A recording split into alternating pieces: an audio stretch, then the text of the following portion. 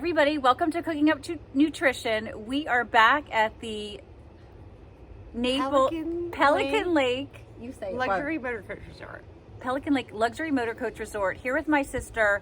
We're going to do one more video. I wanted to show you one other sauce that you can use with any protein, any vegetable, any meal. Just adds a really awesome boost of flavor. And these sauces are gluten-free, dairy-free, and gosh darn delicious. Absolutely. Okay. Whole 30 approved. Whole 30 approved. So let's get started. We just have very few ingredients, anything you probably already have in your home. So we're going to utilize some soaked cashews again, which we did last week.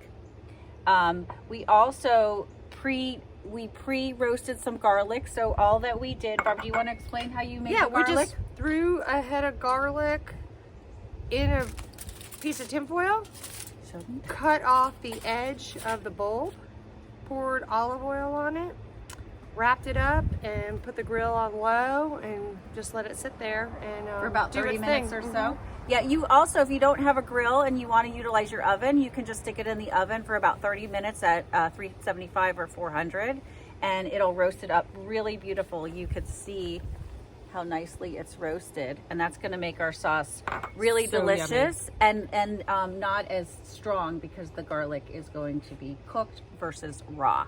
So let's get started, Barb. She's going to show us how to do it. The first ingredient is half a cup of the raw cashews that are already soaked and drained. Okay. Let me show you guys what she's doing. Okay. Next up is 2 tablespoons of lemon juice. Okay. So that's about a whole lemon squeezed. 1 tablespoon of olive oil. Boom. And then we're going to put the whole head of the roasted garlic in there that we roasted. And if you don't want it as garlicky, just use a little bit less. And then we're going to add that's a 1/4 cup plus about 2 tablespoons of water. And that'll thin out the sauce.